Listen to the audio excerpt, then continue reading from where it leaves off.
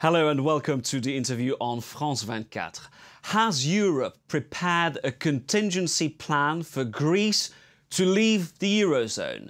Meeting in Brussels, European leaders have reaffirmed their commitment to keep Athens in the Eurozone. But behind closed doors, off the record, diplomats will tell you that the prospect of Greece leaving the euro is no longer taboo.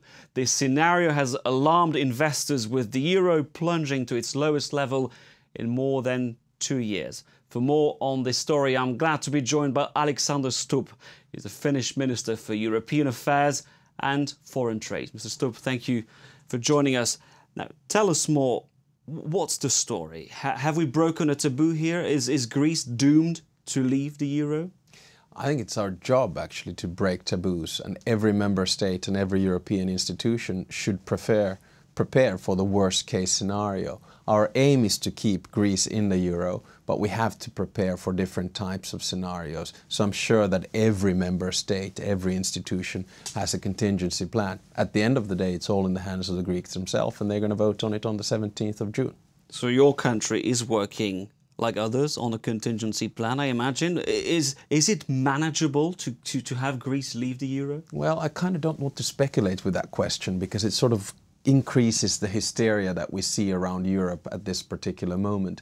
What I can say is that had Greece left the euro 2 years ago, the consequences would have been catastrophic. There would have been spillover effects. A lot of European economies would have gone down, exports would have gone down. Now we have built different types of firewalls with, for instance, permanent crisis mechanisms, so I'm more relaxed on whatever can happen.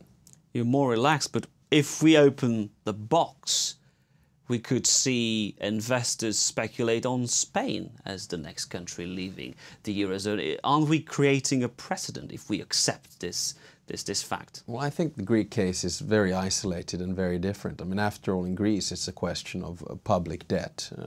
We've helped them out about 170 times more than we helped out in the Marshall Plan after World War II, whereas the Spanish case is more a case of the banking sector. So in that sense, two different cases. Then you might go ahead and say, well, how about the Irish and the banking sector? Well, Irish and the banking sector, their banking sector was a huge piece of their GDP. This is not the case in Spain. So I'm fairly relaxed about Spain as well. You told me it's in the hands of Greek voters. Does this mean that the elections, which will take place on the 17th of June, are regarded as a referendum in favour or against the euro? I think they are de facto a referendum in favour or against the euro. We are in a situation whereby you cannot have your cake and eat it too. 70% of the Greek population wants to stay in the euro, but at the same time 70% say that they're not going to do the structural changes. For us, the buck stops here. If they don't do the structural changes, they're pretty much on their own. We cannot give them a blank check. If they do the structural changes, then I think life will continue as it stands. So if Greek voters decide to endorse the so-called anti-bailout parties, I'm thinking of Mr. Tsipras, it's the end of the game? It means Greece will have to leave the euro? It depends on what kind of policies the Greek government after the elections will drive. If they say that we will not continue with the program imposed by the IMF, the ECB and the Commission, then I think the game is over. If they, on the other hand, continue with the program, then I think life goes on. In retrospect, when you look back at what was agreed 2 years ago, haven't we been too harsh with the Greeks? They complain, they said this bailout was there to help us, but it was also a punishment to make sure that other countries wouldn't choose that road. I'll give you one example which proves that we have not been harsh, but we have helped quite a lot. Marshall aid post-World War II was 2.5% of the GDP of the whole area. What we have now given Greece is 174% of their GDP. So in that sense, I think if you compare these two, you'll see that we've helped the Greeks a hell of a lot already. Let's move to the informal dinner that took place in Brussels on Wednesday night, well into the night, I should say. It was, of course, the baptism of fire for François Hollande, the new French president. He arrived in Brussels.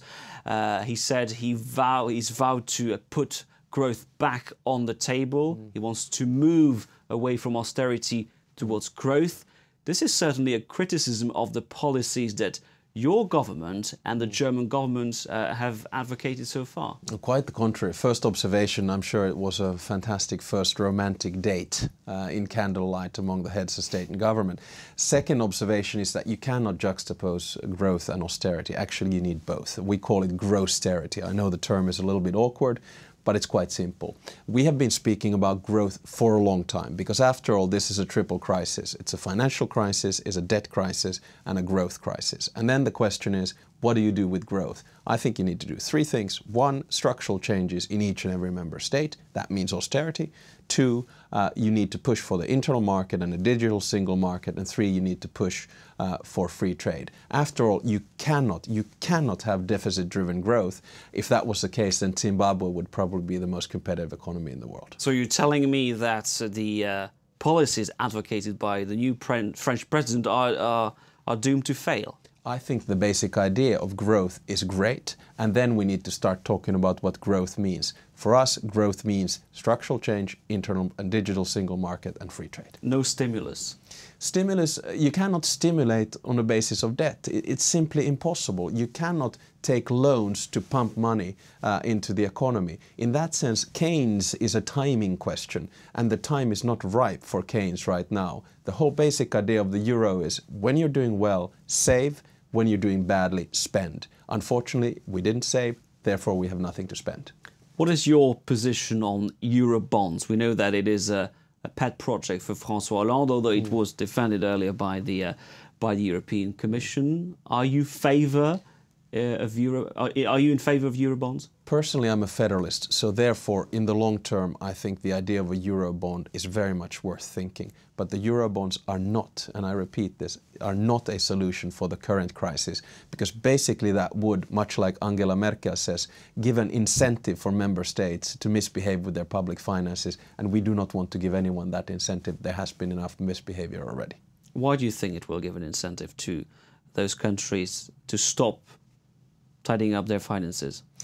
Because basically it'll give the message that, okay, it doesn't really matter if I stimulate my economy a little bit over the limit, because the other Europeans will always end up helping me out. And I think that's absolutely the wrong message to give right now. What we need to see is more AAA countries. We're only 4 in the Eurozone right now, and we need to see all 17 EU member states fulfilling the original Maastricht criteria. But that's the problem really, because what the Spanish will tell you is that currently they borrow on the markets at outrageously high levels, 6%. The idea of Eurobonds is to help bring down these borrowing costs. How do you do it? You need double pressure. One pressure is from the markets, in other words, the credit rating institutions, which, for instance, treat countries like Finland, who are taking care of their public finances, very gently.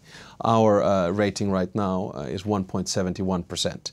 Interest rate. Compare that to Spain, 6, France, 3. The second thing that you need then is political pressure. We need to combine these two. Why would I be paying the bill in a Eurobond for another member state misbehaving their public finances? What I want to do is to create an incentive for every and each member state to take care of their public finances. And the incentive that I should be paying for it is wrong. So your position, the position of the Germans, is unlikely to move until the key summit, which will take place at the end of June in Brussels. Well, it's probably not going to move then either. Basically, the whole idea of a Eurobond, I think, is perhaps valid at the stage when we start getting more and more AAA-rated countries. That's when it works. That's when a Eurobond could be okay. So we're talking 220, perhaps 230, not 5 weeks. On the tax on financial transactions, what is the position of your government? Well, the Finnish government has a very nice position in the sense that we, of course, support a global transaction tax. If that doesn't work, then a Europe-wide transaction tax. But then when we start looking at perhaps going into smaller groups, then I think a lot of countries will start losing a competitive taxing edge, and that's when it becomes a little bit problematic. As an own resource for the European Union, I find it quite appealing. It's appealing, but you know very well that the British will not sign. Then I think we're in trouble. So then if Britain is not on board, no way we can implement a tax on financial transactions in Europe. In an ideal European world, we would have to have a transaction tax with 27 member states. If that fails, I think you're going to need a lot of creativity to move the whole idea forward. Now, your country, Finland, has long been described as the most Europhile country in Northern Europe, and yet in recent months we've seen the rise of anti-European parties. I'm thinking of the True Finns, as they're called. Yeah. How do you explain this rise of populism in Finland? I think actually it's a Europe-wide phenomenon. And for me, it's not a left and right issue, it's a globalist versus localist. And everywhere in Europe we have localists who are anti-EU, anti-Euro, anti-immigration and anti-globalization. And then you have globalists, perhaps like myself, who push for the other agenda. There's a certain frustration about what Europe is. And this frustration then manifests itself in some kind of a populistic movements. We see it from both the left and the right. And I think we just need to improve the way in which Europe is run. Then perhaps we get less populism and more solutions. That's providing, of course, the 27 EU member states can agree on what needs to be done. But for now, thank you very much, Alexander Stubb. I remind our viewers that you are a Finnish Minister for European Affairs and Foreign Trade. And thank you for watching this edition of The Interview on France 24. Please stay on our channel for more news.